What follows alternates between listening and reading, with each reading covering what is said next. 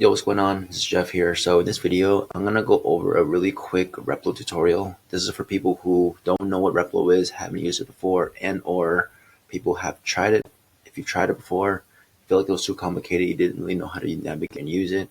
In this video, I hope to help you be able to use it for your Shopify brand and show you how you can make landing pages really quickly. So in this example, in this first video, I'm going to go over a listicle landing page. This is like that top of funnel, middle of funnel page to introduce and kind of build that rapport with your shoppers. People that might have seen you before and probably have not seen, or probably have not seen you, don't know who you are. This is just like a quick introductory landing page to introduce your brand and your products and your offer and what you can do and essentially the problem that you're solving for your customers. So Replo makes it super easy with the different templates and also the pre-made section that they have. So if you've already went through the guide that I have, you'll know that a lot of the landing pages start with a hero section, and that hero section is for like that big main idea. And before I get into that, I want to quickly show you how to navigate Replo real quick, just to make this more tactical, right? So on the bottom left, you have browse templates. You can look at all the different templates that they have. These are a bunch of pre-made ones that you can just copy and paste and use as like a base and then make edits based on top of that. So in this case, we can take something as simple as this one right here. Let's duplicate the template, and it's going to be listed right here. So again, that hero section, it starts out with the hero section right here. And as far as making edits to it, here's what you'll do. So when it comes to Replo or page builders in general, you're going to think of each section as its own little box. And then there's smaller boxes within each box. So each component will house other components within it. And it's all like going to keep stacking within each other or stack above each other. So in this case right here for the hero section, just to keep it super, super simple, we have the hero section as the main component.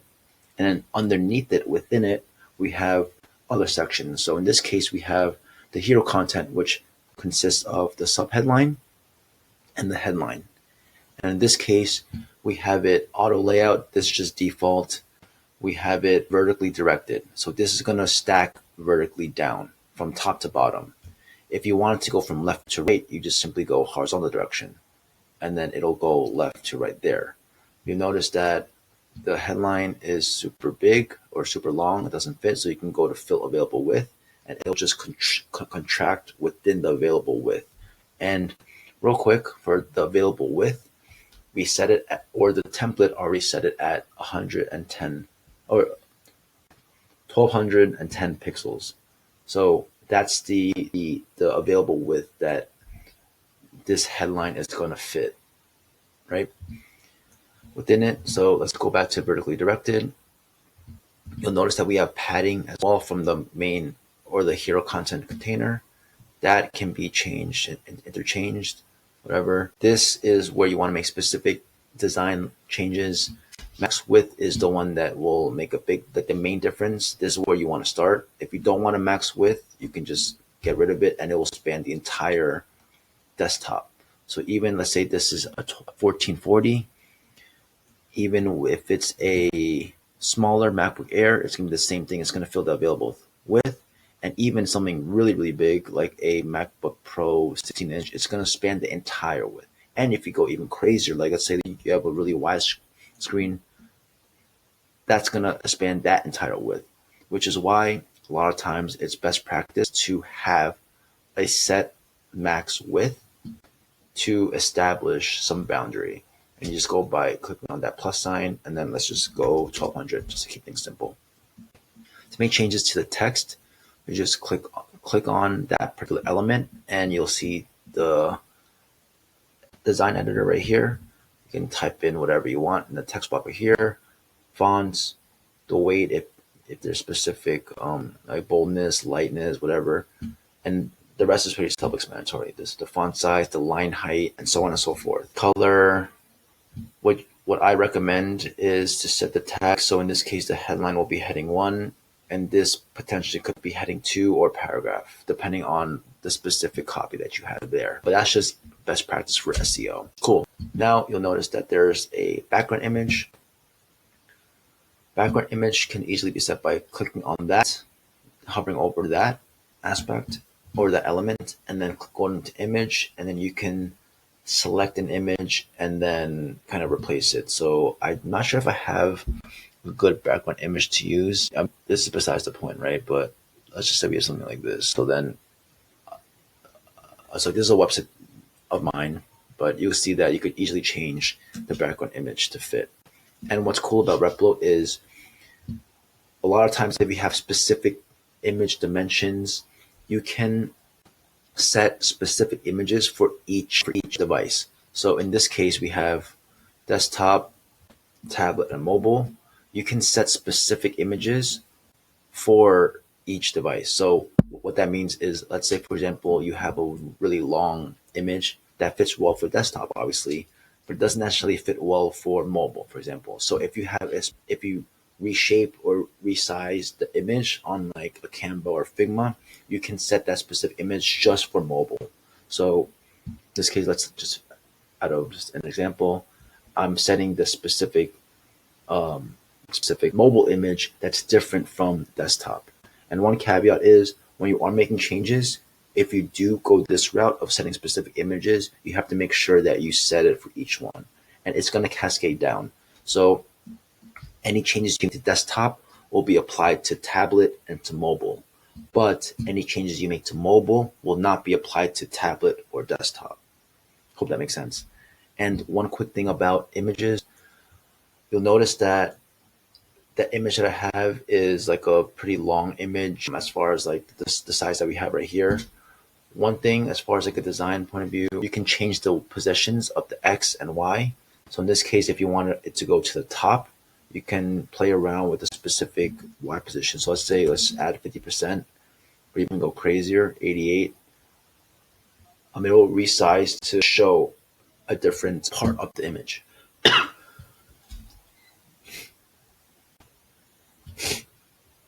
In this case, we have a set max height, which is why it's not showing everything. So we can raise it up, or we can even reset it so there's no, but that's just an example of how to change and tweak the image itself.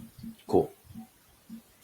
One quick thing for this particular template, because we have the text overlaying the image, that's why we use relative to container. So you'll see this little thing here, square, that's not fully filled out, like the outline isn't filled out. That's just an indicator that there's certain positioning. So in this case, we have relative to container. This just means it's going to sit on top of whatever the main container is. So if you get rid of this, for example, the components within the main container is going to be separate, but we have it as relative to container, so it's going to overlay it, right? And then from here, we can play around with the specific layout, the position of it, by clicking on X, which is horizontal, Y, which is from top to bottom, and we can center it right there. And then we can always offshoot specific percentages from there. Okay, that was a lot, right? I hope all that made sense. And then when it comes to the rest of the page, it's as simple as that. It's tweaking the images, your copy, the text, your font, different font styles, font size, images, and all that. Another thing I want to go over is like if you want to rearrange certain sections, it's as easy as just drag and drop. So let's say we want to move number 1, your scalp ages 6 times faster than your face, over to number 3. So we just bring that down below and just drag and drop and all that. And then of course you got to change the numbers within here to fit that, but it's as simple as that.